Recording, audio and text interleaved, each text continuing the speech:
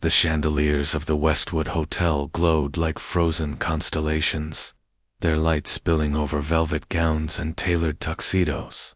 Crystal glasses chimed, laughter rippled across the gilded ballroom, and servers wove between clusters of Seattle's elite carrying trays of champagne. Maria Hart stood near the edge of the room, her black dress simple among sequins and silk. She held a glass of sparkling water like a shield, her free hand fidgeting with the strap of her clutch. She had been hired as a sign-language interpreter for the gala, though, so far, no one had needed her. She was invisible here, and she felt it. A pair of women in diamond necklaces glanced her way, their eyes skimming the modest fabric of her dress before turning back to each other with tight smiles. Maria caught only fragments of their words: staff, assistant, before. The conversation dissolved into laughter. She exhaled slowly. She'd grown used to this, being the unnoticed one, in rooms that were too polished, too loud, too wealthy for her comfort. But tonight, the sense of alienation pressed heavier. This was a world she didn't belong to. Then she saw her, across the ballroom, half hidden near a marble pillar, sat a girl in a midnight blue dress. 17, maybe 18. Dark hair fell in soft waves around her face, her hands curled tightly in her lap. Her eyes striking, luminous scanned the room, not in wonder but in calculation, watching lips move, tracing words she could never hear. Isabel Callahan. Maria recognized her from the news, the only daughter of Nathaniel Callahan, the billionaire tech mogul being honored tonight. The girl sat alone while clusters of guests stole glances at her, whispering, "She never talks. Poor thing. Tragic story, really. The accident, the mother." No one approached her. No one tried. Maria's throat tightened. She had seen this before, the way silence wrapped around someone, not because they wanted it, but because others didn't know how to bridge the gap. She hesitated. Only a moment before stepping forward, Maria approached slowly, careful not to startle. When Izzy's eyes lifted to hers, Maria smiled and raised her hands. "Hello." For a second, Izzy's face was unreadable. Then her eyes widened, the tension in her shoulders loosening. She signed back, hesitant but eager. "You know as." Maria nodded. "A little, enough to say hi." Izzy's lips curved into the faintest smile, small, but real. It was the kind of smile that carried gratitude too deep for words. "I'm Isabel," she signed, "but everyone calls me Izzy." "Maria," Maria replied. For the first time that evening, Izzy was not alone. They talked, hands moving swiftly, quietly in the shelter of the crowded ballroom. Izzy's signs were fluid, graceful, her thoughts spilling out with a speed that suggested she rarely got the chance. She told Maria about Westridge Academy, the private boarding school where she was both too privileged and too different to belong. The hearing students thought she was aloof. The deaf students thought she was spoiled. "No one understands me," she signed, her expression clouding. "I don't fit anywhere." Maria's chest ached. She knew the loneliness of being othered, of having your voice dismissed. "You're not alone now," she signed back softly. Izzy hesitated, her fingers twitching in her lap before she added, "I paint. It's the only place I belong." Maria smiled. "That's a gift. You should hold on to it." Izzy's eyes brightened, just a little, but the light faded as soon as Maria mentioned her father. "He doesn't sign." Izzy's hands moved sharply. "He never tried. I'm just broken. A project for doctors. Not his daughter." Maria's gaze flicked across the ballroom, where the crowd suddenly stirred, the hum of voices rising. Cameras flashed at the entrance. Nathaniel Callahan had arrived. The billionaire was impossible to miss. Tall, broad-shouldered, impeccably dressed in a charcoal suit that likely costs more than Maria made in months. His salt and pepper hair caught the chandelier's light. His sharp features composed into the cool expression of a man used to owning every room he entered. The crowd shifted toward him like metal drawn to a magnet. Applause swelled as if on cue, and Callahan accepted it with a practiced nod. He paused briefly for photographs with the mayor, then moved deeper into the ballroom, a tide of admirers trailing behind. Not once did his eyes flick toward the girl sitting alone by the pillar. Izzy's face hardened. She didn't look surprised, only tired. Maria felt anger rise in her chest. She turned back to Izzy, who had gone still, her hands resting motionless in her lap. "He's your father." Maria signed carefully. Izzy's eyes glimmered with something sharp. "He doesn't see me." "Not really," Maria wanted to argue, to comfort, but the truth was clear. Nate Callahan could donate millions to children's hospitals, pose as a model of philanthropy, and yet fail the one child who needed him most. The hypocrisy burned.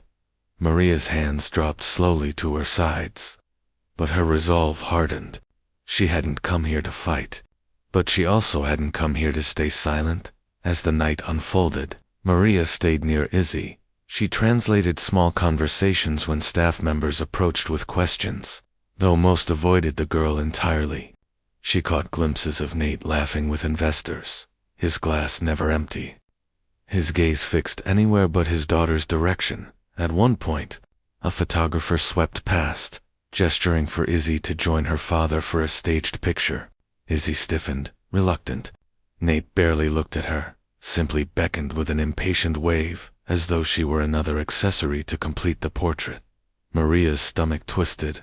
Izzy rose slowly, her expression shuttered. She followed the photographer, her midnight dress trailing like a shadow.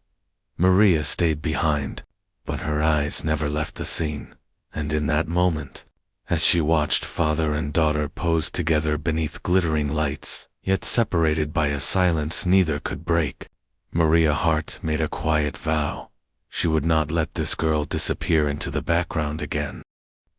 The rain had not relented for days, a persistent Seattle drizzle that turned the town's manicured lawns to silver and the city's glass facades into smudged mirrors. Maria Hart kept her umbrella tucked under her arm as she climbed the wide stone steps of Westridge Academy, the institution's iron gate creaking softly behind her as she passed through. The campus looked as if it belonged to another century, spires and columns, hedges clipped like soldiers, and brick paths that had seen generations of students tread the same circuits. The place reeked of heritage, privilege, a kind of quiet wealth that had learned how to architect its own protocols of exclusion. She felt conspicuous, an uninvited note amid the academy's symphony. Her black coat had seen better winters. Her satchel carried worn textbooks and a thermos whose paint had flaked at the rim. This was not her scene. Yet a folded scrap of paper in her pocket, pressed into her palm in the ballroom of the Westwood Hotel, had a gravity she couldn't resist. "Meet me in the art studio," the handwriting had read, crude and urgent. Isabel, Izzy, a name that had trembled with need when it had been signed. Inside the art wing, the smells shifted: turpentine, linseed oil, clay dust. High windows let pale, filtered light spill across easels and paint-splattered floors. Students moved like stories. Some hurried in neat lines, uniforms immaculate. Others lingered with the slouch of artists, hands smudged, sleeves rolled. Maria paused at the threshold and let the quiet of creation wash over her. It was a different kind of hush than the cathedral silence of the lecture hall. Here, silence felt deliberately tender, a breathable thing where ideas took shape in color and texture. She found Isabel bent over a large canvas in the far corner, knees knocked against the stool's legs, a brush cocked between slender fingers. Midnight blue sweater, jeans scuffed with pigment. The painting was a furious landscape of grief and reclamation's whirling grays, laced with shards of electric blue. A lone silhouette at the center that seemed to hold its breath against the elements. Maria recognized that posture, the figure's shoulders drawn inward as if in protection, arms lifted not in surrender but in pleading. Isabel didn't look up at first. Her focus was hermetic, absorbed. When she finally turned and saw Maria, there was a flicker of surprised recognition behind her eyes. She signed quickly, a rush of fingers that carried both relief and hesitation. "You came," the hands said.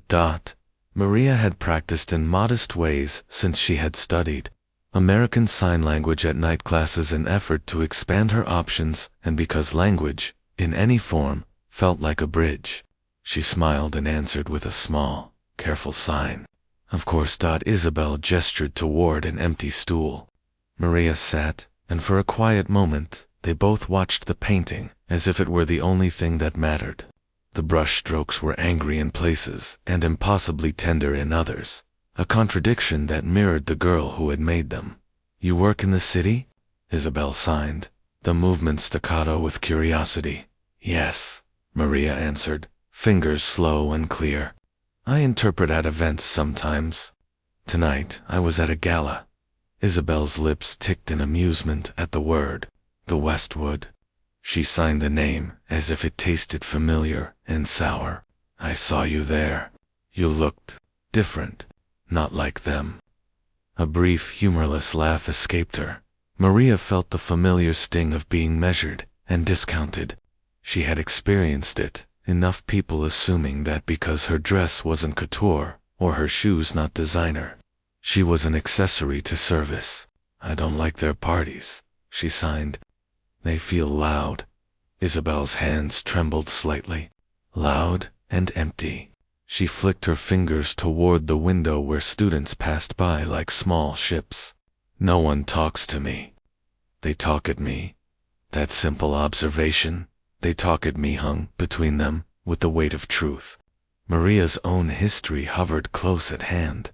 A man once loved and then left because he had claimed her work insignificant.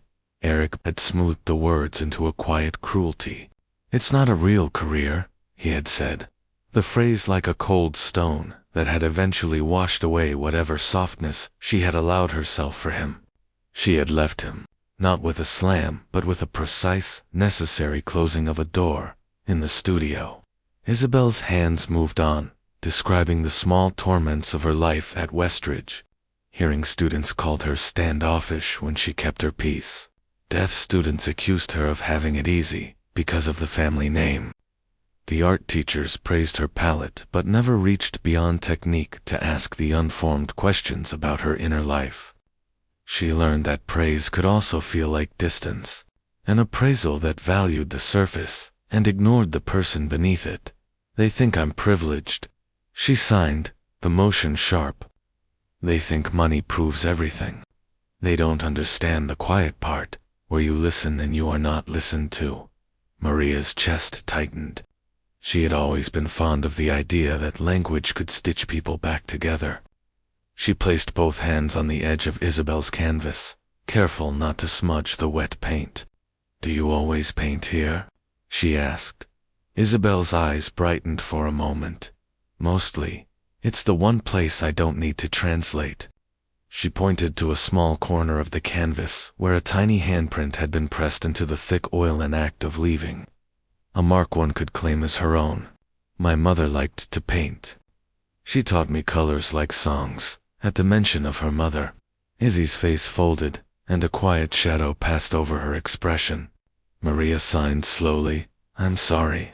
And then she stopped, because there were no good words for the loss that lived in someone else's bones. Instead she signed, "You have your mother's colors." The words felt small, but Izzy's throat bobbed in a way that might have been a smile. Over the next several days, their meetings multiplied. At first, brief visits. Soon, regular rituals. Maria discovered the art studio became a sanctuary for Izzy, a place where she could make contact with herself without the noise of pity or curiosity. The two developed rhythms, short exchanges between classes, quiet sign-tucked messages passed over coffee, a private translation when a teacher misphrased something and Izzy's eyes rolled in reproach. Maria began to learn the cadence of Izzy's hands, the particular flick that meant amusement, the long slow push that meant hurt. One afternoon, Maria accompanied Izzy to the school library. The library was an old room with green lamps and heavy wooden tables, the odor of old paper living like a permanent perfume. They searched for a book on contemporary artists and lingered between stacks, fingers tracing spines.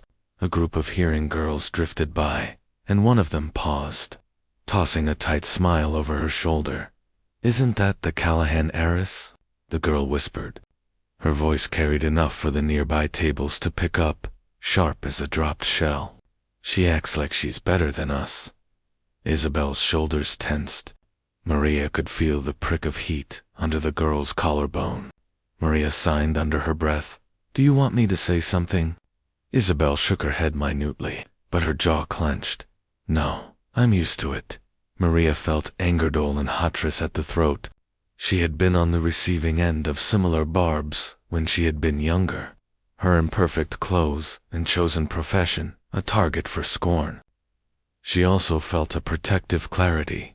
If Izzy had chosen silence as a refuge, Maria would choose to be a refuge for her. They retreated to a table by the window and unpacked an indispensable ritual, a thermos of tea, crackers, and the private language of paint-smeared hands. Izzy pulled a smaller canvas from a satchel, one hidden and personal, not meant for the gallery. It was a study of her mother in fragments, a hand at the stove, a smear of lipstick on a napkin, a silhouette traced against dusk. There, in oil and memory, Izzy had kept her mother alive. Maria traced the edges of the portrait with a finger. She was beautiful, she signed softly. Izzy's eyes shone. She danced in the kitchen. Isabel signed in a way that made Maria smile despite the threat of sorrow. "Before the accident, she would teach me songs. She sang even when I couldn't hear." Maria had not fully understood how mourning could complicate a person until she watched Izzy fold herself around the memory. The father's guilt was a different kind of silence, a claustrophobic absence that Izzy felt in the hollow between her and him. She had been told at a young age to be brave. She had been told doctors would help, that technology would be a savior. But no instrument had bridged the distance that remained between daughter and father after Maggie Callahan's death at home that night. Maria sat at her small kitchen table, fingers brushing the chipped rim of her mug. Her apartment held little book stacks leaning like sentinels, a potted plant that had outlived roommates' best intentions, a single framed photograph of her mother at a beach, laughing with wind-blown hair. Memories tugged at her Eric's voice, telling her to seek a real job, calling her dreams childish. She had chosen her path anyway. The pain of being underestimated had become a quiet fuel for her work. She thought of Izzy's fragile combination of privilege and loneliness, a life with resources but little empathy. The contrast was stark. Money could cover an education, a private tutor, the latest hearing technology. But it could not teach someone to be present. Money could fund treatments, but not warmth. Project. Izzy had called herself once a project for doctors. Maria could not forget the precision of that word. Clinical, cold, as if love could be prescribed. Days with Izzy unfolded like a careful choreography. They sketched in the studio, shared sandwiches in the courtyard, and sometimes sat companionably silent as Isabel signed stories of small private rebellions, a painted mural defaced and then repaired in bright red. A night she had climbed the school bell tower and watched the city like a secret map. Maria began to understand the small rituals that kept Izzy upright. A particular mug she preferred, an index card with phrases in ASL she liked to repeat, the quiet playlist of songs she hummed with her mouth when she needed to feel the cadence of voice. There was a remarkable evening when Maria reached the studio to find Isabel arranging a small installation. Dozens of paper boats folded with careful hands and painted in bold colors hung from the ceiling like a rain of paper. Each boat carried a tiny note tucked inside, a word, a memory, a wish. For Maggie, Isabel signed when Maria asked. For the places she left and the places I keep. They worked together that night, passing glue and scissors across the table, two solitary people turning paper into a constellation.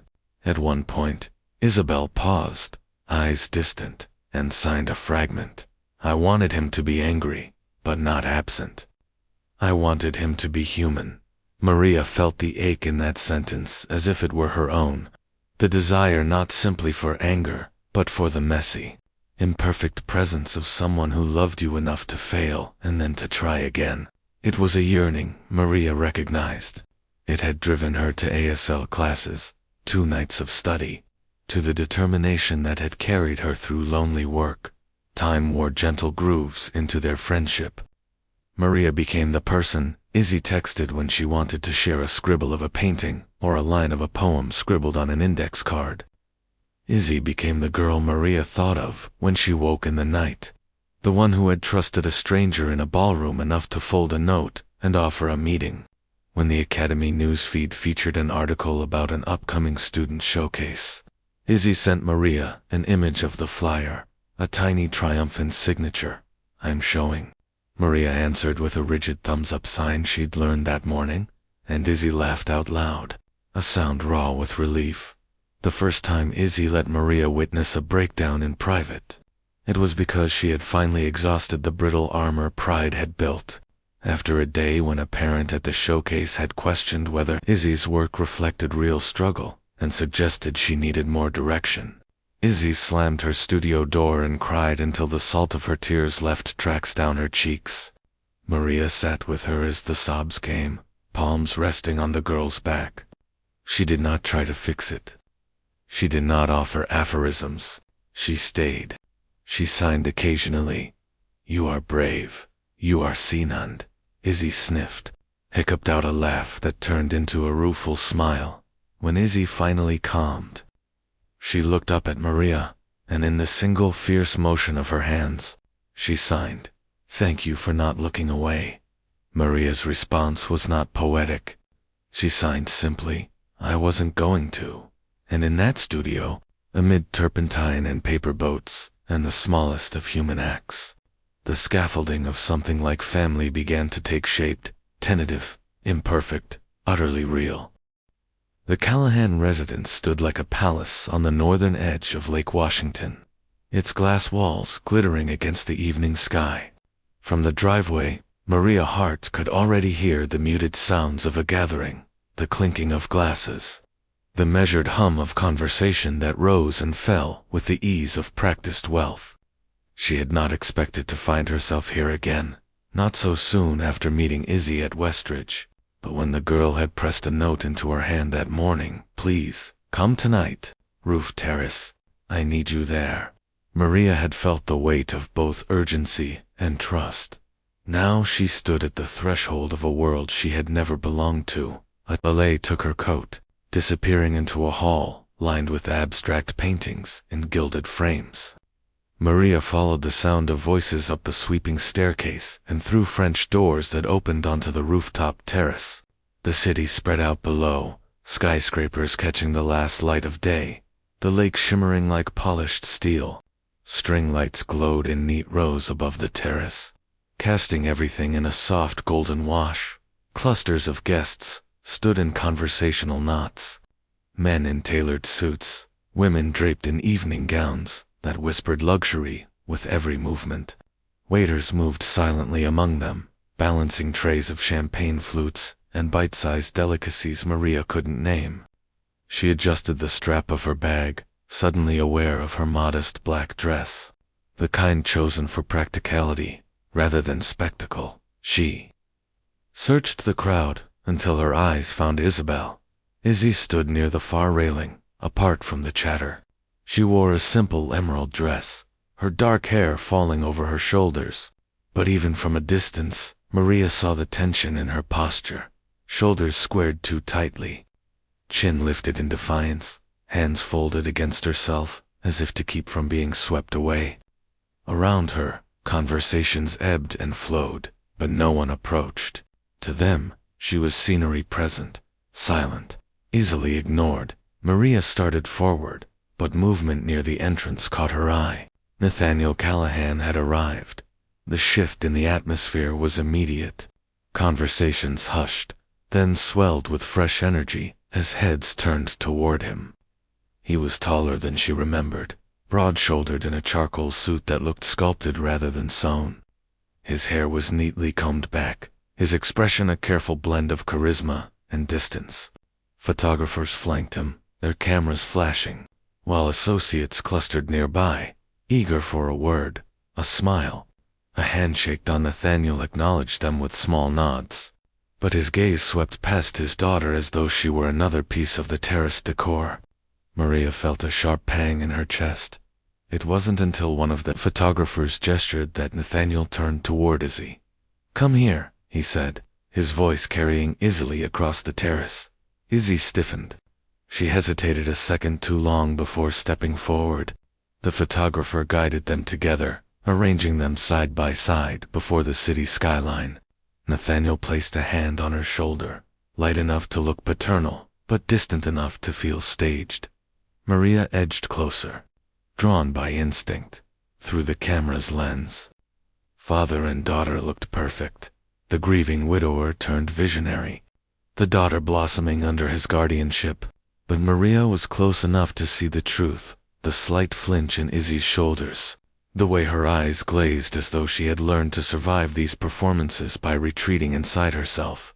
"Smile, Miss Callahan," the photographer prompted. Izzy obeyed, her lips curving into a smile that didn't reach her eyes. Maria's hands twitched with the urge to sign something across the space between them, to remind the girl she was not alone, but she held back, forcing herself to stay still as the camera clicked. The session dragged on, Nathaniel shaking hands. Izzy pulled beside him again and again, her presence serving as proof of family values. Maria watched the way he angled his body toward investors, always keeping Izzy in the frame, but never in his attention. Finally, during a lull, Maria saw at the moment that undid her restraint. Nathaniel turned to an associate, laughing at some remark, while his hand pressed gently but firmly on Izzy's back, guiding her closer to the cameras, like a prized possession. Izzy's smile faltered, her eyes darting away, as if searching for escape. Maria's chest tightened. She remembered Izzy's words in the studio. "He doesn't see me. He only sees a project." Now she saw it too. Maria stepped forward, weaving between groups of guests until she stood within Izzy's line of sight. The girl's eyes widened when she saw her, relief flashing like a signal flare. Maria lifted her hands discreetly, signing small, careful words meant only for her. "I'm here. I see you." Izzy blinked rapidly, her composure threatening to crack. She gave the tiniest nod. The photographer raised his camera again, calling for one last shot. Nathaniel tightened his hand on Izzy's shoulder, his smile fixed, his gaze directed outward at the admiring crowd. Maria felt the anger rise in her throat, not the wild kind, but the steady, controlled fury of someone watching an injustice unfold in silence. She had promised herself she would not interfere tonight, that she would simply be present for Izzy. But standing there, watching the girl used as a prop, her promise frayed. The guests applauded as the session ended. Nathaniel stepped back, releasing his daughter without so much as a glance. He turned to shake another hand, his laughter carrying over the terrace. Izzy remained where she was, shoulders sagging now that the spotlight had shifted. Maria moved closer, the distance between them shrinking until she could see the tears shimmering unshed in Izzy's eyes. "You did nothing wrong," Maria signed gently, her hands low and discreet. "This isn't your fault." Izzy swallowed hard, her lips pressing together. She signed back, quick and raw. "He doesn't care. He never cares." Maria wanted to gather her into her arms, to shield her from the cameras and the whispers, but all she could do was stay, her presence, a quiet anchor in a sea of polished indifference. The terrace hummed with a practiced politeness, glasses chimed, servers moved in neat rhythms, and clusters of guests exchanged the soft courtesy of people accustomed to being seen. Maria's heart lingered near the glass rail. The city spread in a cold sweep below. Isabel Callahan stood a little apart, a pale figure in a midnight dress, hands folded as if to contain herself, Nathaniel Callahan moved through the crowd like a well-timed tide, collars polished and handshake ready. When a photographer signaled, he guided Izzy forward for a portrait, his arm settling on her shoulder in a gesture engineered for optics. Izzy's smile was small and practiced. Her eyes did not reach the lens. Maria watched, the tightness in her chest growing.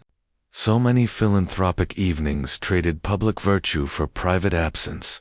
Speeches, photographs, press releases. A child posed beside a benefactor completed a narrative of benevolence, and then the crowd moved on. When Nathaniel turned toward a donor, leaving Izzy in place, the photograph froze a moment of proximity that was not presence. She stepped a little closer, mindful of not making a scene, and signed a small, private phrase toward Izzy. "I see you." Izzy's head snapped to her. For a suspended second, the riffle of chatter fell away. The photographer clicked, light swallowing that thin private bridge. Izzy's fingers formed a quick, grateful sign. "Thank you, babe," for she was shepherded back into the tableau. The session resumed.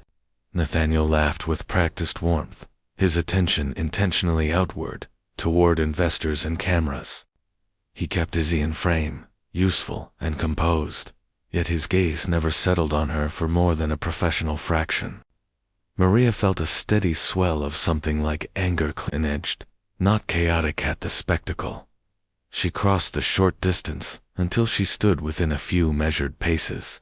The terrace's ambient conversation thinned as people sensed the small tension, the gap in the evening's choreography.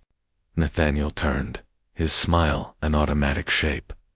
"Mr. Callahan," Maria said, the words clear enough to be heard, but quiet enough to avoid spectacle. His face registered a small, polite surprise. "Yes." She kept her tone even, careful. As she spoke, she layered her hands into small, visible motions, so Izzy could follow the private thread. "You curate an image of family generosity," Maria said. "You stage portraits and pledge funds, and the headlines follow. But do you ever try to speak to your daughter?" A ripple moved through the guests. A tray stilled in a server's hand. A photographer lowered his camera in a pause that felt heavier than the flash had been. Nathaniel's mouth tightened. "I don't see what this has to do with tonight's program," he replied, the sentence polished and edged with the authority of someone used to dictating the frame. Maria did not raise her voice. She did not need to. "You fund care and research," she said. "That is admirable, but presence is not a donation you can write a check for. Your daughter needs you, not an image." Her statement landed like a pebble dropped in still water. The rings spread. A woman in sequins shifted her weight. A man murmured into a cell phone, smoothing the evening back into its prearranged shape. Nathaniel's jaw worked. For a fraction of breath, he looked less like a magnate and more like a man exposed by his own private failing. "This is ill-timed and presumptuous," he said, attempting a rebuke that read like a public deflection. "My obligations are not a substitute for presence," Maria cut in gently. Her hands, practiced in language, touched the air. "You are not a problem to be solved. You are a child to be loved." Izzy's fingers trembled at her side. She signed in a jagged hurry. "Stop. Don't make this worse." Maria read the plea and, without breaking her gaze, signed back softly. "You are not making it worse. Stay. We will talk." Nathaniel's face reddened with a controlled irritation that had been practiced against scandal. A PR aide moved in with the grace of those trained to contain human unpredictability. "Mr. Callahan, we should proceed," she intoned, voice smooth as honed wood. He turned, chose a public smile, and resumed the role shaped for him by years of image management. But in that small interval something irreversible had shifted. Izzy slipped a tiny folded scrap of paper into Maria's waiting hand, as inconspicuously as a bird tucking straw into a nest. Their fingers brushed, then a short, fierce contact. She had written something hurried and earnest. Maria felt the damp heat of the paper from the girl's palm. When Nathaniel turned his back to continue shaking hands, Maria read the slipping script at the edge of the terrace light. Studio noon. Please. A single line underlined. Please. It was such a small thing. A note. A meeting request. A plea, disguised in ordinary handwriting. Yet Maria recognized the shape of it for what it was, an invitation out of the constructed image, a private passage. She signed back, with her hand a single, calm motion. I will. Tomorrow. Izzy's eyes filled, and she nodded once. A small seal pressed in a private language. The terrace resumed its choreography. The glitter and the buffet, reclaiming their primacy. People returned to the loops of social exchange. Cameras angled toward speeches, rather than fissures. But Maria carried the scrap like a talisman folded into her palm. She had spoken aloud into a room that would prefer its discomfort sanitized, and, in doing so, had offered a child a possibility that couldn't be scheduled or bought, being seen without spectacle, as she left the terrace later, walking under a slate sky that had begun to clear. Maria folded the note and tucked it into the pocket of her coat. The city around her shimmered with neon and familiar noise, indifferent to small human rear. She felt tired in a way that was not defeat but the honest ache that follows doing something necessary. She thought of Izzy's hands, the quick, grateful sign, the brittle composure. She thought of the private studio where a girl painted to hold a mother's colors inside her. The scrap was small. The commitment would need to be steady. Maria put her hand over the paper in her coat and kept walking, thinking of the words she would bring the next day, not for headlines, but for a single child who had, at last, reached out and asked to be heard. The letter arrived 2 days later, hand-delivered in a heavy cream envelope, embossed with the Callahan crest. Maria had stared at it for nearly an hour before opening it, afraid that the paper itself might cut sharper than any blade. Inside was a short note, handwritten in dark ink, formal yet oddly restrained. Miss Hart, I would appreciate a conversation. Please come to the house this Thursday, 6 o'clock. N. Callahan. She read it once, twice, a third time, and still couldn't shake the certainty that this was not an invitation, but a summons. In her mind, she heard the words of her old supervisor at the interpretation agency. Don't get personal. Maria. These people pay for polish, not confrontation. She had broken that rule spectacularly.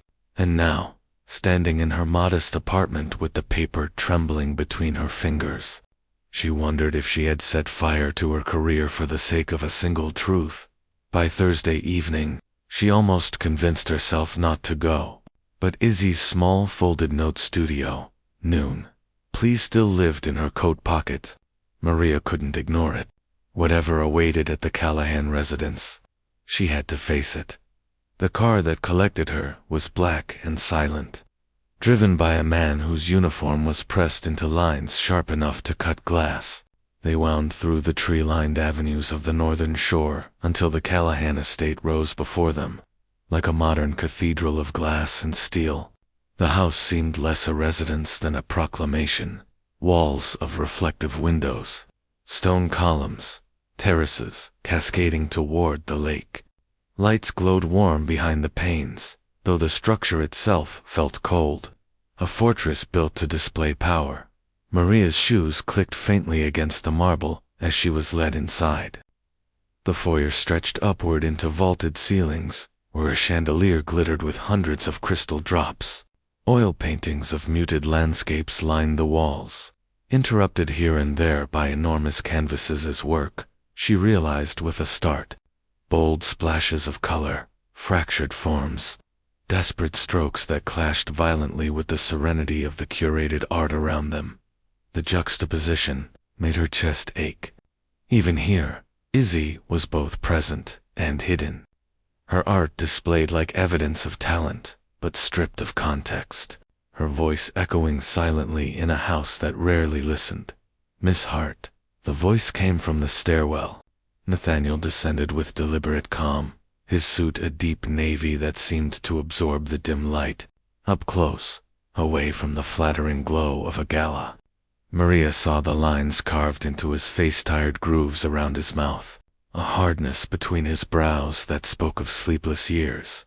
She braced herself for anger, a lecture, perhaps even a legal threat. Instead, he surprised her. "Thank you for coming," he said simply. Maria blinked. "You wanted to see me." He gestured toward a side hall. "My study. We can talk there." The study was a world of leather and dark wood, shelves lined with first editions, and neat rows of binders. A decanter of amber whiskey glowed on a sideboard, untouched. Nathaniel motioned for her to sit in a chair opposite the wide desk. Maria lowered herself cautiously, her fingers gripping the armrests to still their nervous twitch. "I imagine you thought I would be furious," he began. His tone was measured, not kind but not cruel either. "And I won't light the terrace. You embarrassed me. You crossed a line." Maria lifted her chin, steadying her voice. "I only said what your daughter couldn't." His eyes flickered, something unreadable in them. For a long moment, he said nothing. Then he moved to the window, staring out at the lake where the evening light rippled gold. "My wife was killed in a car accident. When Isabel was 8, he said at last, his back still to Maria. "I was driving. She died instantly. Isabel lost her hearing in the same crash. Since then," he broke off, pressing his hand against the glass as though to steady himself. "Since then, I have done everything possible to fix what I broke." Maria's throat tightened. "Fixing isn't the same as loving." He turned, and for the first time his carefully sculpted expression cracked. "Do you think I don't know that?" His voice dropped lower. "Do you think I don't hear it every day in her silence? I built hospitals, funded research, found the best specialists. I hired interpreters, tutors, counselors, but I never," his voice faltered. He swallowed. "I never learned to sign, because every time I tried, I saw my wife's face. I heard the crash, and I failed, again and again." The room was very quiet. The chandelier beyond the door clicked faintly as its crystals shifted in some draft. Maria leaned forward. "You don't need to be perfect, Mr. Callahan. You just need to show up." He studied her, his jaw tight. Then, slowly, he nodded. "That is why you're here. I want you to teach me, ASL. Not for business, not for appearances. For her." Maria stared. Of all the outcomes she had braced for, anger, dismissal, humiliation, this had not been one. "You're serious?" Many things, Miss Hart." "Serious is one of them." A soft sound interrupted them, the faint scrape of a door. Both turned. In the doorway stood Izzy, her eyes wide, her hands clenched around the strap of her bag. She had heard enough to understand. "You want to learn?" She signed slowly, disbelief in every sharp movement. Nathaniel turned toward her. For a moment, the magnitude of the moment seemed to choke him. He didn't know how to respond in her language, not yet. He looked helplessly at Maria. Maria's hands moved gently. "He does. He wants to try." Izzy stared at her father. Her expression flickered, hope, anger, doubt, all tangled together. Finally she signed with a swift, cutting motion. Too late. Then she turned and fled down the hall, her footsteps echoing against the marble. Nathaniel flinched as though struck. He closed his eyes, his shoulders sagging under the weight of years. "It may be," he murmured, voice hollow, "but I have to try." Maria sat very still, her heart pounding with the enormity of what had just shifted. For the first time, Nathaniel Callahan had admitted he was not enough and that he wanted to change.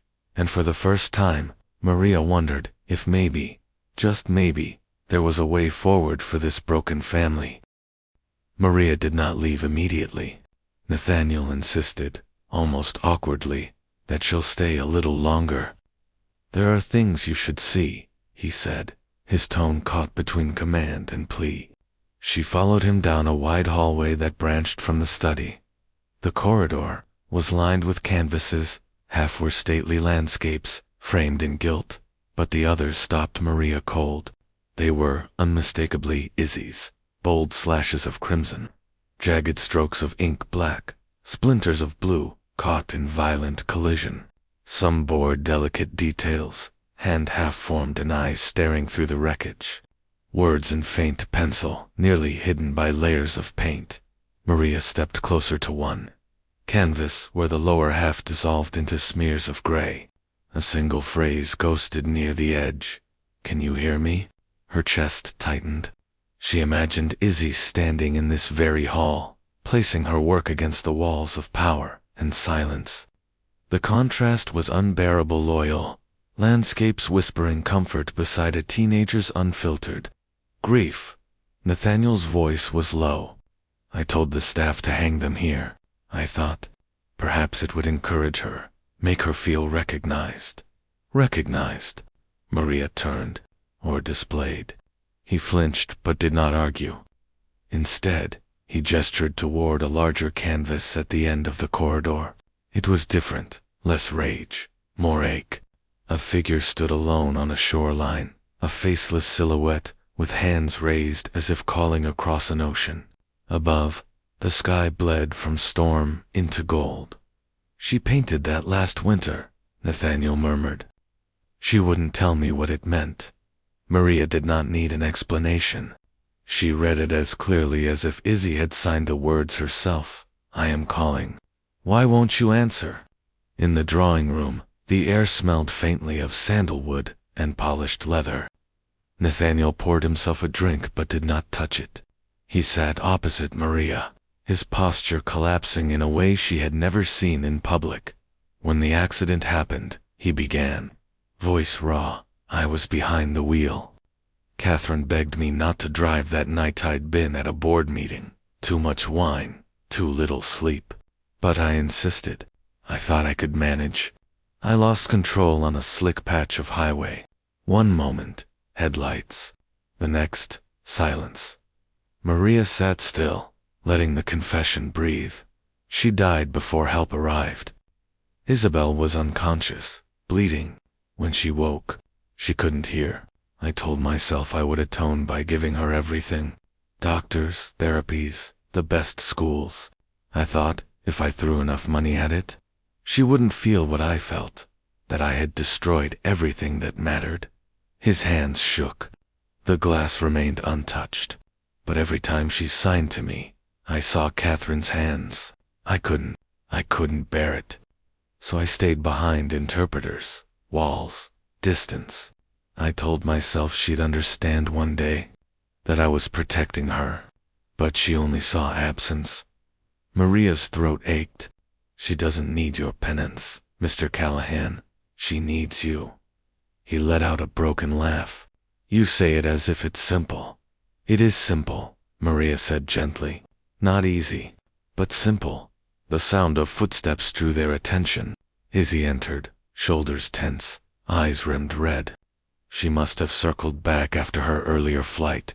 In her hands, she carried a smaller canvas, paint still drying at the edges. She set it down on the low table between them. It was a portrait and finished, but unmistakable. A man's face, stern and shadowed, the eyes blurred into emptiness. Across the mouth she had scrawled a band of harsh white, erasing any possibility of words. Nathaniel stared at it, stricken. Izzy's fingers moved with precision. "That is you. You don't speak. You don't hear. You only stand there and make everyone else pretend. It's fine." Nathaniel's hands twitched, helpless. His mouth opened, closed. At last he glanced at Maria, pleading silently. Maria shifted forward, meeting Izzy's gaze. She signed slowly, each movement deliberate. "He wants to change. He asked me to teach him. It won't erase the past, but maybe it could give you something new."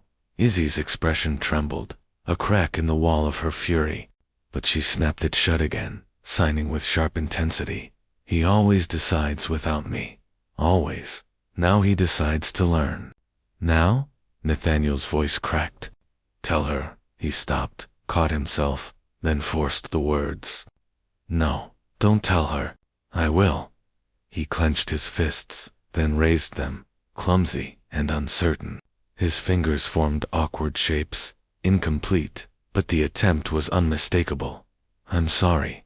Izzy froze. The silence between them expanded, heavy and trembling, for the first time in years.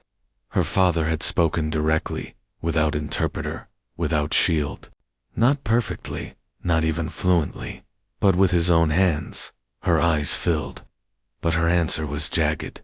"Too late doesn't mean never, but you don't get to decide alone. Not anymore." She lifted the canvas again, hugged it to her chest, and left the room with quick, uneven steps. Nathaniel sagged back in his chair, his composure fractured. "You see?" he whispered. "Every bridge I try to build collapses before it's finished." Maria leaned forward, her tone steady. "No, this is the beginning of a bridge, but you'll have to walk it one step at a time, and she'll decide if she meets you halfway." For a long moment he stared at the door through which Izzy had gone. Then he turned back, eyes fierce through the exhaustion. "Teach me, Miss Hart. Whatever it takes, even if she never forgives me. I need to know I tried, with my own hands." Maria nodded, her own resolve firming. She thought of the hallway of Izzy's paintings, of the silent plea scrawled in color and shadow. Perhaps, she thought, it was not too late after all. That night, as she left the Callahan estate, the city lights glittered across the lake like constellations spilled into water. Maria pressed her coat tight around her, carrying the weight of two fractured lives that might, just might, be ready to learn the language of repair. The first lesson began on a gray Saturday morning. The Callahan estate, usually a place of polished silence, carried a subtle tension, as though the walls themselves were listening. Nathaniel had cleared a smaller sitting room on the east side of the house, away from the grand halls and their intimidating echoes. He insisted on simplicity: a round table, 2 chairs, and a blank notepad. The man who usually sat at the head of boardrooms now perched on a chair that looked almost too ordinary for him. Maria arrived with a canvas bag filled with flashcards and a small whiteboard. She wore a soft navy sweater, practical but neat, her dark hair tied back so her hands would move freely. She greeted him with a nod, sensing the weight he carried. "Good morning, Mr. Callahan," she said. He stood quickly, as though formality could armor him. "Nathaniel," he corrected, voice slightly tight. "If you're going to teach me something this personal, I think it best we drop the titles." Maria hesitated, then gave a small smile. "All right, Nathaniel." She began with the basics. "ASL is not English on your hands," she explained. "It's its own language, with grammar, rhythm, expression. You can't think of it as translation. You have to let it reshape the way you communicate." He nodded, as if she were delivering a financial forecast. "Understood?" "Good." She lifted her hands. "Let's start simple. Hello," she demonstrated. The motion fluid, natural. Nathaniel imitated stiffly, his fingers precise but lifeless, as if he were punching data into a machine. Maria shook her head gently. "Not bad, but it's not a keyboard. Relax. Let it flow." He tried again. This time his hand trembled, but the motion softened. She smiled. Better. For the next hour, she led him through simple signs. "Please, thank you, name, father, daughter." Each time he faltered, he grimaced with frustration, muttering under his breath. The man who conquered corporate markets now stumbled over the curve of his own hand. At one point, after mangling daughter for the 4th time, he pressed his palms flat to the table. "I built a company from scratch, negotiated billion-dollar contracts, and I cannot seem to make my own fingers obey." Maria studied him carefully. "Your daughter doesn't need a flawless CEO. She needs her father, clumsy hands and all." He looked at her, the words striking deeper than he expected. Slowly, he lifted his hands again. "Show me once more." She did, patient as a tide-smoothing stone, and this time, his motion was correct. From the hallway, a shadow lingered. Izzy stood half hidden behind the doorframe, her arms folded tightly across her chest. She had told herself she wouldn't watch, that she didn't care. But curiosity gnawed until she found her way to the edge of the room. Through the narrow opening she saw her father hunched over like a schoolboy, his hands jerky and uncertain. She almost laughed, almost cried. Instead, she bit her lip until it hurt, watching Maria correct him with gentle persistence. When Nathaniel finally signed father, with halting accuracy, Maria clapped softly. Good. Now, put it with love. Nathaniel hesitated, then shaped the phrase, his hands stiff but unmistakable. Father loves daughter. Izzy's breath caught. She turned away quickly, pressing her forehead against the cool wall. For years she had waited to see those words from him. Not through an interpreter, not scribbled on a note but from his own hands. And yet, hearing them now felt dangerous, as though hope itself might betray her again. She slipped away before either noticed, inside the room. Maria noticed the flicker of movement by the door, but said nothing. Instead, she guided Nathaniel through repetition until his shoulders sagged with fatigue. Enough. For today, she said gently. He looked reluctant. I should do more. I need to catch up. Language isn't caught like a stock tip, she replied. It's lived. Practice in small, steady steps. Besides, it's not about speed. It's about presence. Her words lingered in the quiet. Nathaniel rubbed a hand over his face. Presence. That's what I've lacked all these years. Maria packed her materials back into the bag. You're here now. That's where it starts. He gave a short, rueful laugh. You make it sound so simple. It is, she said, echoing her words from days before. Not easy, but simple. Later that afternoon, Nathaniel tried again. He found Izzy in the conservatory, curled on a sofa with a sketchbook balanced on her knees. Light streamed through glass panes, scattering across her dark hair. He stood awkwardly at the entrance, every instinct telling him to retreat. But then he lifted his hands. She glanced up, wary, clumsily, slowly. He signed, Father, love, daughter. Izzy froze. Her pencil slipped from her grasp, rolling onto the carpet. The signs were imperfect, the spacing uneven, but they were his. For a long moment, she stared at him, her eyes searching. Then, without a word, she bent to pick up her pencil and returned to her sketch. Nathaniel felt his chest tighten. Rejection, failure. He'd nearly left, but then he noticed the corner of her mouth, almost invisible, had softened. Just a fraction, enough to keep him standing there, trying again. That night, Maria wrote in her notebook before bed. Today, he began, hands unsteady, but will firm. Izzy watched, though she pretended not to. There is hope here, fragile but real. She closed the notebook, her heart heavy, yet strangely light. She had walked into the Callahan house expecting walls of stone. Instead, she had found cracks, and through them, perhaps light could enter. By the second week, the lessons had moved into a rhythm. Nathaniel cleared time from his relentless schedule, sacrificing calls, pushing meetings, something his assistants whispered about with disbelief. The man who had once been defined by his empire now sat in a small sunlit room each morning, fumbling through signs with the intensity of a novice pianist. Maria noticed the change. He came earlier than expected, already seated with a notepad open, as if the act of waiting made him feel less like a tyrant and more like a student.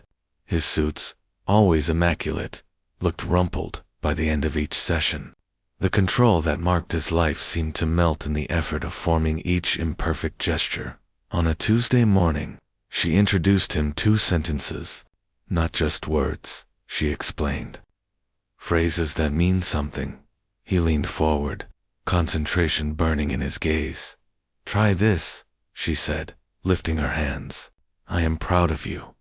He mirrored her slowly, his fingers stiff, the shape awkward, his brow furrowed. Again, she repeated, softer, this time, His hands formed the phrase with better flow. Still halting, but legible. Maria nodded. Good. Now again. Until you don't think about it. For nearly 10 minutes, he repeated the sign, each attempt a little smoother. When at last he looked up, his eyes were damp, though he said nothing. You'll need that one, Maria said gently. She's been waiting to hear it for years. He swallowed hard. I know. The next phrase was heavier. She hesitated before teaching it, but Nathaniel insisted. Don't shield me. If I'm going to do this, I need all of it. So she lifted her hands and signed, I love you. The moment froze between them. Nathaniel's face tightened, as though the simple movement carried the weight of a mountain. His first attempt failed, his fingers tangled, the shape collapsing. He tried again, then again, each time more frustrated. Finally, he dropped his hands into his lap, breathing hard. I can't. Maria leaned forward. You can. It's not about perfect form. It's about intent. His voice was rough. You don't understand. I said those words to Catherine before the crash. They were the last words she heard from me. And then I killed her. To say them now to anyone feels like a betrayal. Maria's chest ached. She let the silence settle, then said softly, and yet those are the very words your daughter has never heard from you. You think withholding them protects you from guilt, but it only leaves her with silence. Nathaniel pressed his palms together, fingers trembling. His gaze dropped to the floor. For a long time he did not move. Then, with visible effort, he lifted his hands once more. The phrase came out crooked, uneven, but it was there. I love you, he exhaled sharply, like a man surfacing after years underwater. Maria smiled. That's enough for today. From the doorway, unseen, Izzy had been watching.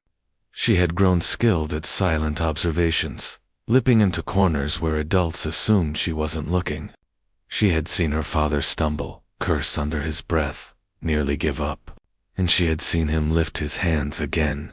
The sight unraveled her. For years, she had believed his distance meant disinterest, that his silence was proof of neglect. Now she saw it differently. A man terrified of his own failures, yet still trying. She retreated quickly before they noticed, her sketchbook clutched tight to her chest. In her room, she drew furiously, lines crashing together, then softening into an image of two hands reaching across a void. That evening, Nathaniel carried his practice into the quiet halls. He stood before one of Izzy's paintings, the shoreline piece Maria had pointed out days ago. He studied the faceless figure with its raised hands and whispered aloud, "Can you hear me?" Then, haltingly, he signed it. His reflection in the glass was blurred, almost unrecognizable. Not the polished CEO, but a man stripped down to raw ache. Maria, passing by, saw him there, and did not disturb him. She knew the battle he fought was not against language, but against ghosts. The following lesson. She introduced conversation practice. Pretend she's here, Maria instructed. What would you say? Nathaniel hesitated, then signed clumsily. Hello, how are you? More, she urged. He added, Father proud. Father love daughter? His lips moved with the words, though his voice stayed silent. Maria's throat tightened. Good again, he repeated, until his hands obeyed without hesitation. At last he slumped back, exhausted. She never believed me, he muttered. She doesn't have to believe yet, Maria said. She just has to see you trying. Later that week, Maria found Izzy waiting for her outside the lessons. The girl's eyes were wary, but there was something softer beneath. He really wants this, Izzy signed, her movements quick, almost defensive. Maria nodded. He does, more than I expected. Izzy bit her lip. It won't fix the years he wasn't there. No, Maria agreed, but it could change the years ahead. Izzy looked down, then signed quietly. I don't know if I can forgive him. Maria placed a gentle hand over hers. Forgiveness isn't a single moment. It's a series of choices. Start small. Izzy pulled away, but not harshly. Her eyes glistened as she turned toward the hall. That night, she lingered outside her father's study, watching him practice alone, his hands stumbling through phrases as if he were rehearsing prayers. For the first time in a long while, she didn't walk away. The gallery smelled faintly of varnish and new paint, the air charged with that particular tension of an opening night, half celebration, half judgment. Maria stepped inside, her modest dress at odds with the shimmer of satin and velvet swirling around her. Seattle's elite had gathered in force, drawn less by a teenager's art than by the Callahan name printed across the invitations. But it was Izzy's world.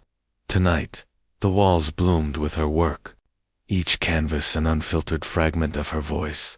Some seared with violent slashes of color like open wounds, jagged patterns that refused symmetry. Others whispered in muted blues and soft grays, the silence of snow falling in a forest. Together, the collection formed a narrative: pain, anger, yearning, and something just beyond reach. Fragile but luminous. Maria wandered past a canvas where a child stood in a hurricane of soundless chaos, hands lifted in a desperate gesture.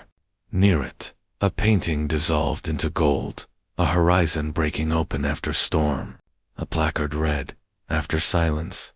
Guests murmured in admiration, though their comments carried the thin glaze of performance. Promising talent, precocious, extraordinary for her age.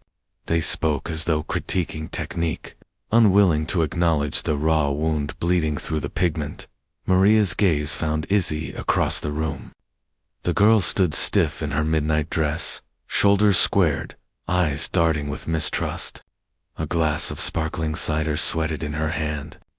People approached her with compliments, but she nodded absently, lips pressed into a thin line. Only when she spotted Maria did her expression soften, a small exhale of relief passing through her frame. Maria signed quietly from across the room. "Proud of you." Izzy's eyes glistened. She signed back a quick, fragile thank you. Nathaniel entered later, the air shifting as it always did when he appeared. Cameras flashed, donors pressed closer, conversations bent subtly toward his orbit.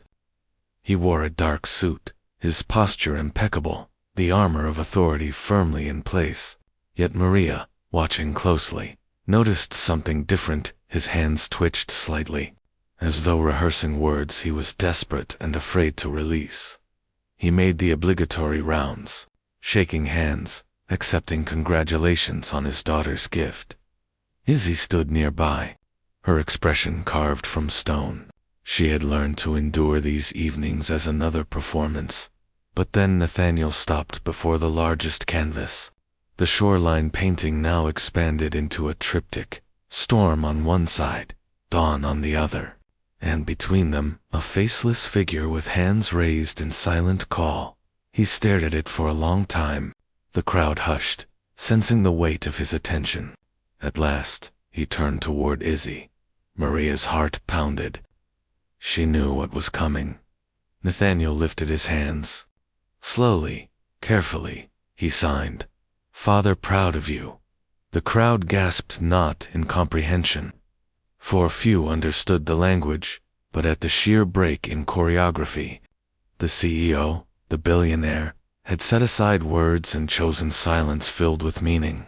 Cameras clicked furiously. Izzy froze, her glass trembling. For a moment, she seemed carved in marble, unable to breathe. Then her lips parted, and tears welled. Her own hands rose, hesitant, but clear. "Thank you." The gallery felt suspended, the guests unsure whether they were intruding on something private. Maria's throat tightened, her chest swelling with a fierce, protective joy. It was not perfect. His movements were stiff, the spacing awkward, but it was real. For the first time, Nathaniel had spoken to his daughter without buffer, without walls. Izzy's tears spilled over. She dropped the glass onto a nearby table and crossed the space between them. Her hands moved in a rush. Why now?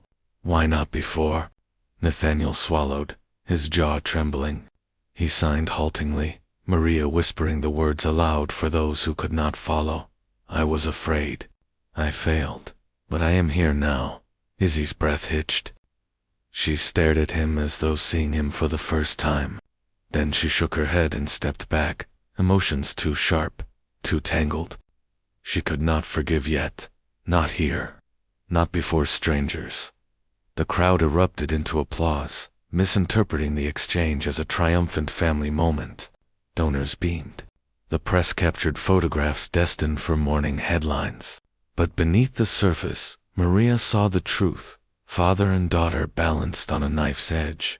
The bridge half built, fragile as glass. Izzy wiped her cheeks quickly, turning toward the next group of guests, forcing composure back onto her face. Nathaniel lowered his hands, his own eyes wet, shoulders sagging beneath the weight of years. Maria slipped through the throng until she stood near Izzy. She touched the girl's arm gently, whispering, "It's a start." Izzy shook her head, whispering back in voice rough from disuse, "It hurts." Maria squeezed her hand. Sometimes healing does. When the speeches began, Nathaniel took the podium. He spoke with practiced eloquence about philanthropy, innovation, the future of art. But Maria's mind lingered, not on his words, but on the image seared into her memory. His hands, awkward yet determined, shaping a phrase that had lived too long in silence. Izzy sat among her peers, shoulders stiff, eyes unfocused. Yet, Maria noticed her fingers brushing absently against her palm, the subtle rhythm of someone replaying a moment again and again. The night glittered on with champagne and applause. But for Maria, the true masterpiece was not on the walls. It was the fragile, imperfect sentence etched in the air between a father and daughter, luminous as dawn breaking after silence.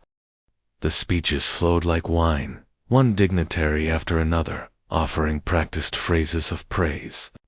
Maria stood near the back of the gallery, her eyes drifting between Izzy's strained composure and Nathaniel's polished performance.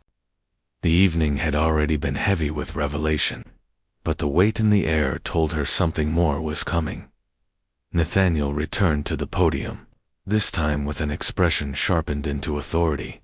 The applause subsided, cameras lifted, pens poised above no. He adjusted his cufflinks, the gesture habitual, then cleared his throat. "Tonight," he began, "we celebrate not only the extraordinary work of my daughter, Isabel, but also the power of art to transcend silence. Catherine, my late wife, believed in the ability of art to bridge divides. In her honor, I am proud to announce the establishment of the Catherine Callahan Fellowship in Fine Arts, a full scholarship for study in Paris." A murmur rippled through the crowd. Nathaniel continued, voice steady, unyielding. "And its very first recipient will be none other than my daughter, Isabel." The room erupted in applause. Guests turned toward Izzy, their smiles wide, their congratulations eager. A spotlight swung to capture her, bathing her in gold as if she were a statue unveiled. But Izzy's face was not one of triumph. She stood frozen, her eyes widening with disbelief. Her fingers tightened around the hem of her dress until the fabric trembled. Slowly, she shook her head, her lips forming words that the crowd could not hear. "No, no, no." Maria's chest clenched. She pushed through the throng, trying to reach her. But the applause drowned out Izzy's breath, the roar of approval deafening in its misunderstanding. Izzy's hands flew up, signing sharp and furious. "You didn't ask me. You never ask me." Nathaniel faltered mid-sentence, but the crowd misread it as emotion, cheering louder. Cameras flashed, immortalizing his image as the grieving widower, the devoted father, the patron of the arts. Izzy's face crumpled. She turned, shoving past a group of guests, the spotlight following her until she escaped its circle. The applause sputtered into confusion as she bolted through the gallery doors, her heels clattering against the marble corridor beyond. The silence that followed was thick, awkward, dangerous. Nathaniel stood at the podium, his mouth half open, caught between public composure and private collapse. Maria felt every eye in the room shift like a tide. Without hesitation, she moved. She followed Izzy into the corridor, the sound of the girl's sobs echoing off the stone walls. Izzy had stopped near a side exit, her back pressed against the cool glass, her breath ragged. Tears streaked her cheeks, hot and unchecked. When Maria approached, Izzy's hands flew wildly, words spilling in the only language that made sense to her. He doesn't see me. He never sees me. I'm not a daughter. I'm a project, a headline. He doesn't care what I want. Maria caught her wrists gently, steadying the frantic motion. Izzy, listen to me. He's clumsy. He's arrogant. But he is trying. I saw it. Tonight was wrong. Yes, but it came from wanting to give you something. Izzy shook her head violently. No, it came from guilt. From him trying to fix himself. Not me. He decides. He announces. He controls. Always. And everyone claps. Her shoulders shook, the fury collapsing into grief. I just wanted him to ask. Just once. To care what I wanted. Maria pulled her into an embrace. For a moment, Izzy resisted, stiff and trembling. But then she sagged against her, her tears dampening Maria's shoulder. Behind them, footsteps echoed. Nathaniel appeared in the corridor, his face pale, his eyes raw. He stopped when he saw them, the sight of his daughter clinging to another woman slicing him open. Izzy, he said softly. His voice cracked. Please. She pulled back from Maria, glaring at him through her tears. Her hands flew again. You don't get to decide my life. Not anymore. Nathaniel's chest heaved. For once, he didn't hide behind eloquence. He lifted his trembling hands, signing clumsily, haltingly. I'm sorry. I thought it would make you proud. I thought it would fix what I broke. Izzy shook her head, tears spilling fresh. You don't fix me. You love me. That's all I wanted. The words hung in the air, raw and devastating. Nathaniel lowered his hands, his entire body shaking as though the weight of years had finally broken through the armor. I don't know how to love right, he whispered, voice thick. But I want to learn, if you'll let me. Izzy's lips trembled. She turned away, unable to face him, unable yet to forgive.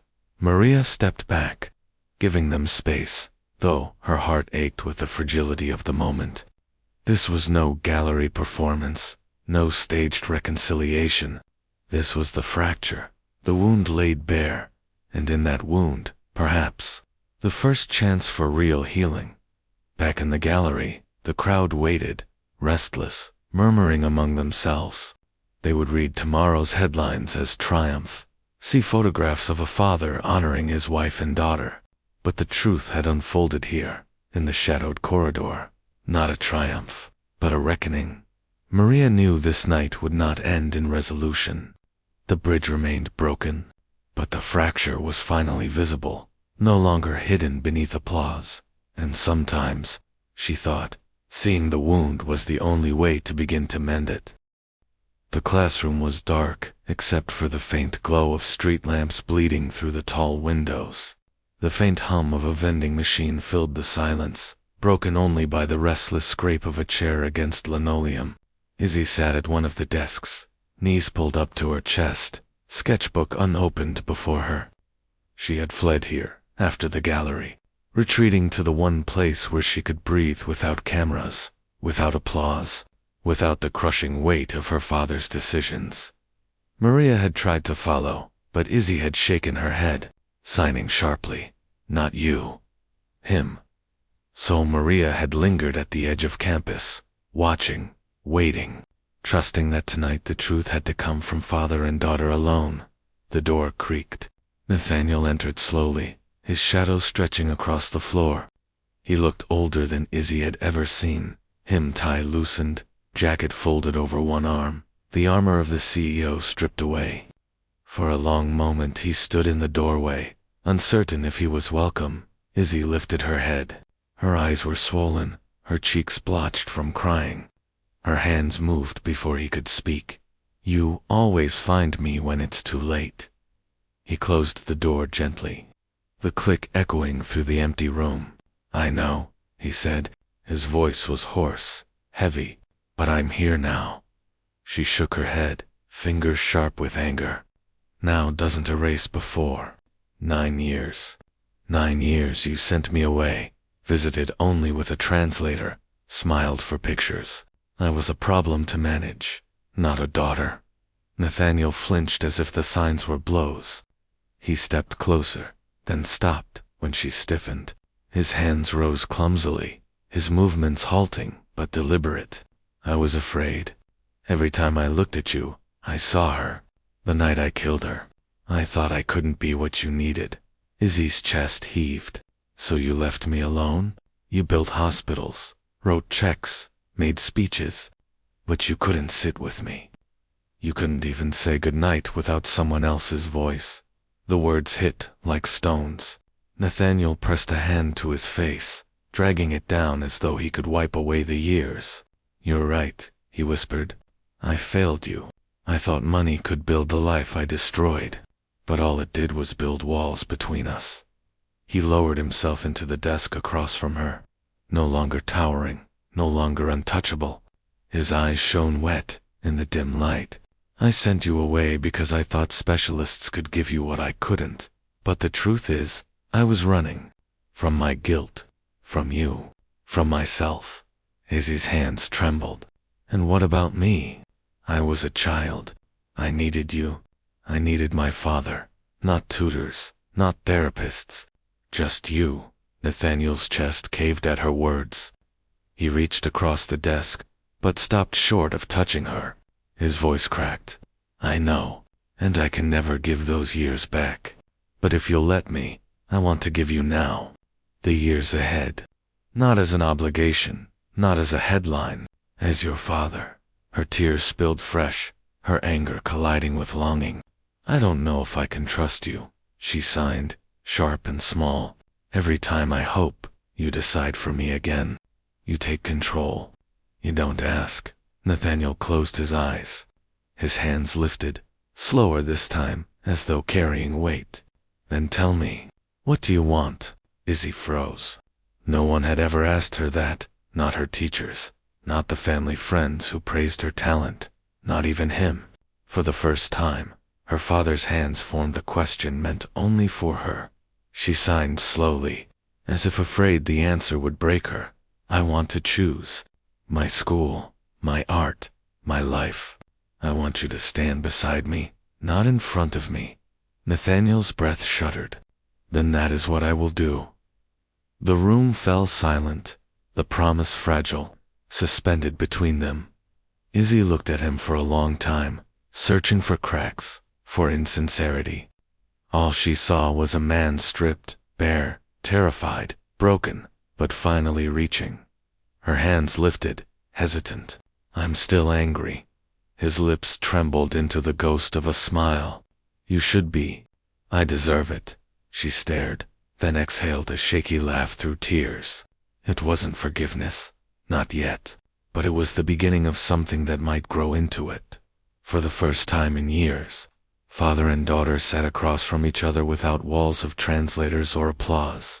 Just silence, and in that silence, the possibility of a new language. The silence stretched, not empty, but charged, like the pause before a storm breaks. Izzy sat rigid, her hands knotted in her lap, eyes darting between her sketchbook and her father's face.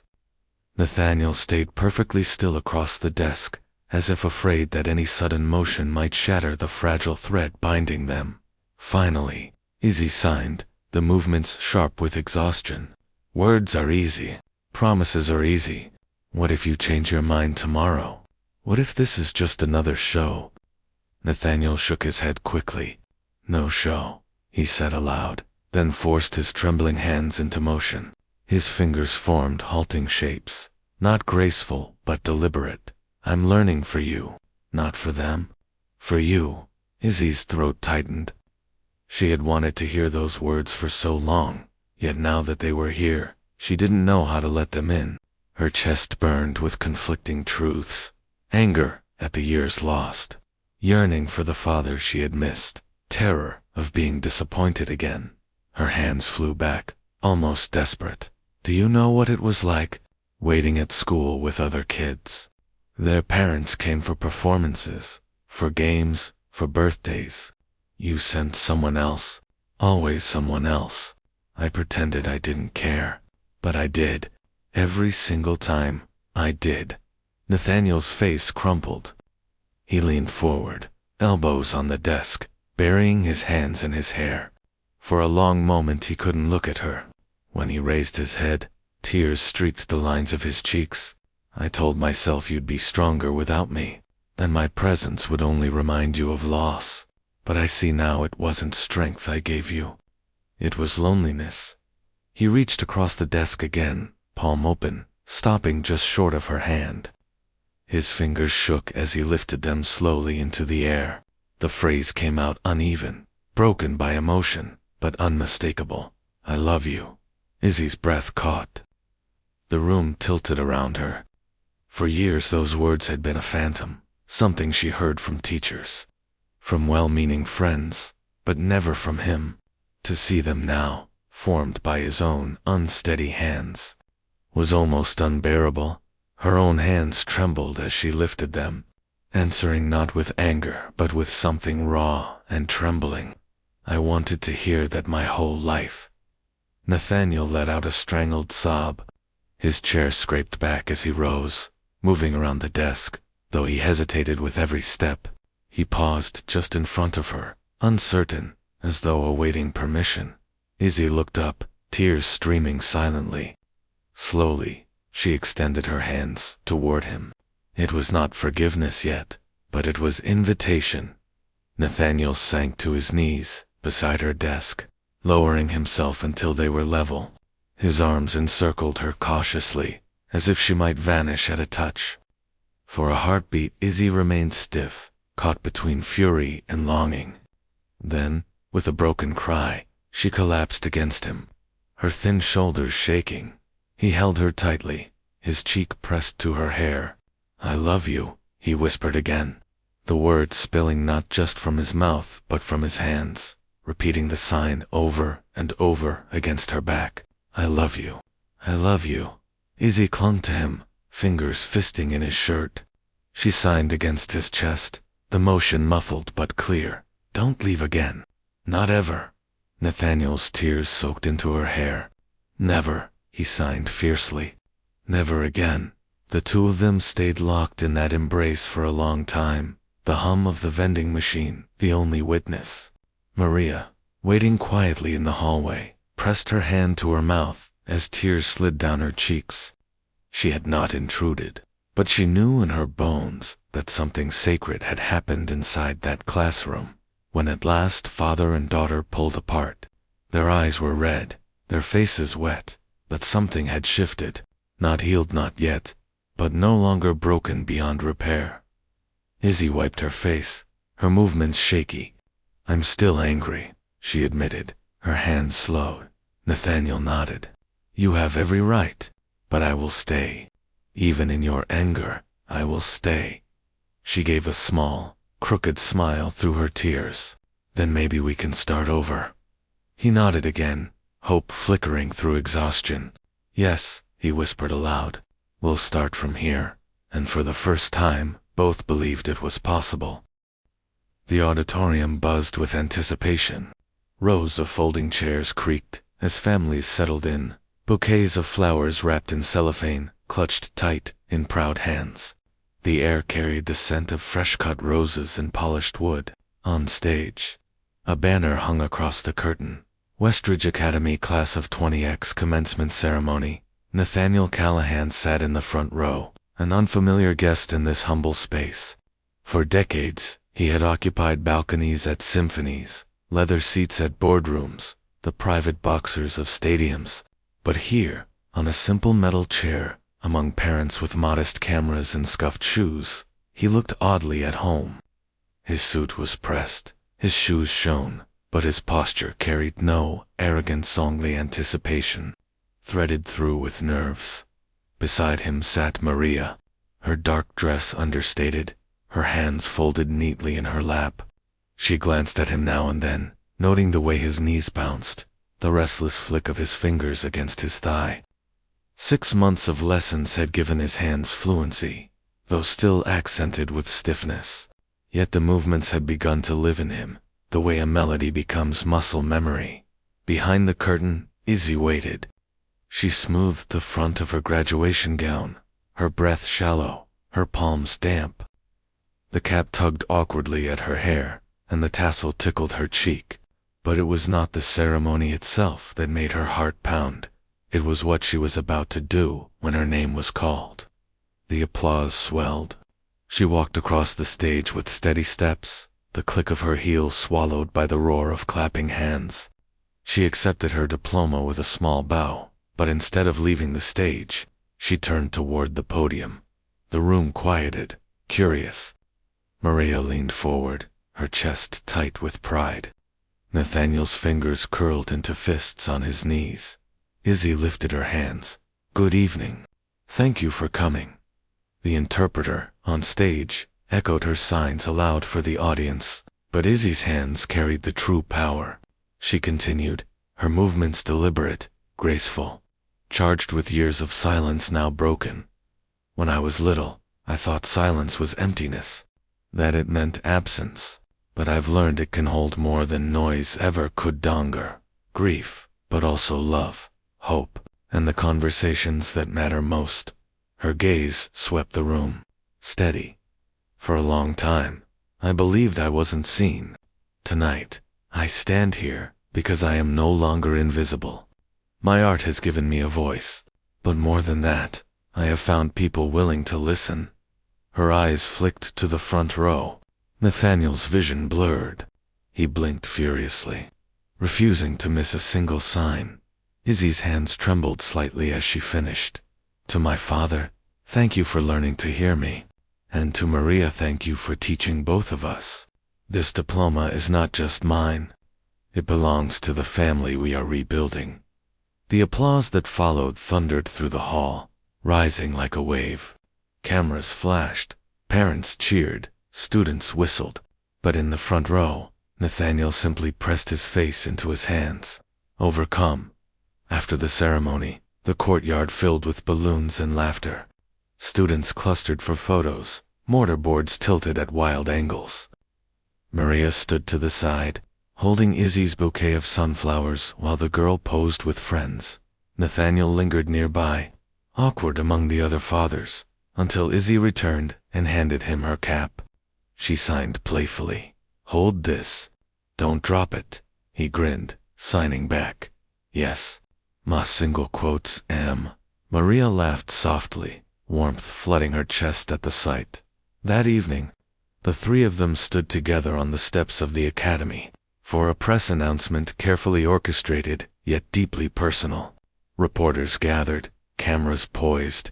Nathaniel stepped forward, his voice steady, but softer than usual. "Tonight we celebrate achievement.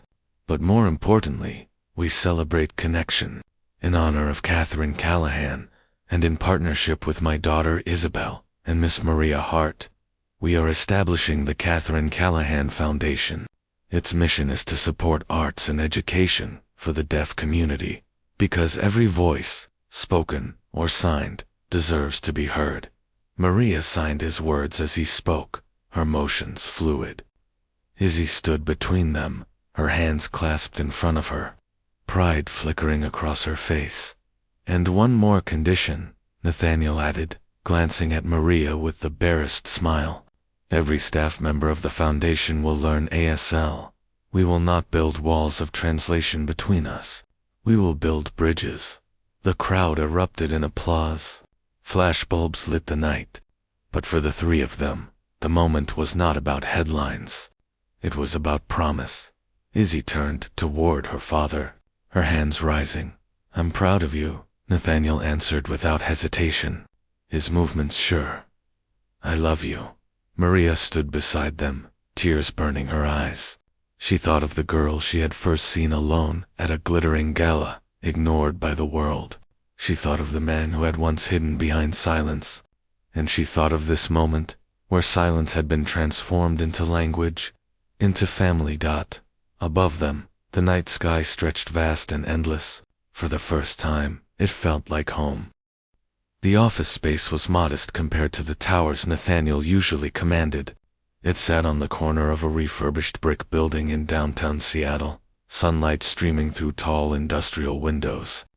The floor smelled faintly of fresh paint and sawdust, as though the walls themselves were eager for a new beginning.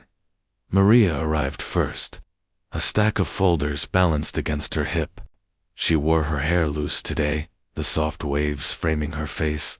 The past months had etched both weariness and resilience into her, but today her eyes were bright with anticipation. Nathaniel followed, a rolled blueprint in hand, his suit jacket slung casually over one shoulder. For once he did not look like the imperious CEO, but like a man humbled by purpose. Izzy trailed behind him, sketchbook tucked under her arm. Her graduation tassel still looped around her wrist like a charm. They stopped just inside the doorway, the three of them gazing at the empty room that would soon become the headquarters of the Catherine Callahan Foundation. "This is it," Nathaniel said softly. His voice echoed faintly in the bare space. "Not much to look at now, but it's a start." Izzy tilted her head, eyes scanning the high ceilings and exposed beams. She set her sketchbook on a windowsill, flipping to a fresh page. Her hands moved with quick strokes of charcoal, sketching shapes only she could yet see. Maria stepped to her side, watching the image emerge, a mural of interlocking hands, some small, some large, stretching across a canvas of color. Izzy signed, her fingers swift, for the entrance wall. "Everyone who comes here should know this place is built by all of us." Nathaniel's throat tightened. He nodded. "It's perfect." They spent the morning mapping the space. Maria spread papers across a folding table, outlining program ideas, art residencies for deaf students, scholarships for interpreters, community workshops where ASL would be taught alongside painting and sculpture. Her voice grew animated as she spoke, her hands moving instinctively in tandem with her words. Nathaniel listened, occasionally interjecting with logistical suggestions, funding streams, partnerships, tax structures. Yet his tone lacked the old corporate arrogance. Instead, he deferred to Maria's expertise, nodding thoughtfully when she corrected him, jotting notes in his own hand. Izzy wandered from wall to wall, testing the acoustics with her palms, pressing her cheek against the cool plaster, as though listening with her skin. At one point she turned abruptly, signing, "I want a studio here. Not just for me. For anyone who needs space to make noise in silence." Nathaniel smiled faintly, his hands answering with practiced certainty. "Done. We'll build it together." Izzy raised her brows, surprised at the ease of his reply. Slowly, she smiled back. At noon, they sat cross-legged on the bare floor, a pizza box open between them. Grease stained the cardboard, and soda cans clinked against concrete. For once, the Callahan name carried no weight, no expectations, just a father, his daughter, and the woman who had bridged the gulf between them, sharing lunch like an ordinary family. Maria wiped her hands on a napkin and leaned back against the wall. "It feels strange," she admitted. "To think a few months ago, I thought I'd ruined everything with one confrontation at a gala. Now we're here, planning a foundation." Nathaniel chuckled quietly. "Sometimes ruin is just another word for beginning." Izzy looked between them, her smile soft. She signed with playful exaggeration. "You two sound like a fortune cookie." They laughed, the sound echoing through the hollow room, bright and unrestrained. In the afternoon, a contractor arrived to take measurements. Nathaniel walked with him, pointing out structural needs. But his attention kept drifting back to Izzy. She followed with her sketchbook, explaining in quick signs how she wanted the mural positioned, how the studio space should catch the afternoon light. Nathaniel watched her, Not just seeing her, but studying her, as if memorizing every gesture. Maria noticed. She touched his arm lightly. "You're listening now," she said. He looked at her, his expression raw. For the first time, I feel like I actually know her voice. As the sun dipped low, the three of them stood once more in the center of the room. The contractor had gone, the pizza box had been thrown away, and the space smelled of possibility. Izzy signed, her hands deliberate. "This place isn't just for me. It's for everyone who's ever been silenced. Promise me it won't become another building with your name on it. Another symbol without meaning." Nathaniel's response was immediate. He raised his hands, his movements firm. "I promise. It will be our work, not my image." Maria placed her hand over theirs, bridging the gesture. "Then, let's make it official." She pulled a sheet of paper from her folder, the foundation charter, blank lines waiting for signatures. They each signed, Nathaniel's bold, Izzy's careful, Maria's steady. 3 names bound together, not by blood alone but by choice, by commitment, by love painstakingly rebuilt. When the last pen stroke dried, they looked at one another in the fading light. The city hummed outside, indifferent to their small ceremony. But inside those 4 walls, a family had been remade. Izzy lifted her hands, signing with quiet certainty. "This is the beginning," Nathaniel echoed her, his hands fluent now, no longer clumsy. "The beginning." Maria smiled, tears shining in her eyes, and together, in the silence that followed, the 3 of them stood not as fragments of loss, but as a whole, ready to step into whatever came next.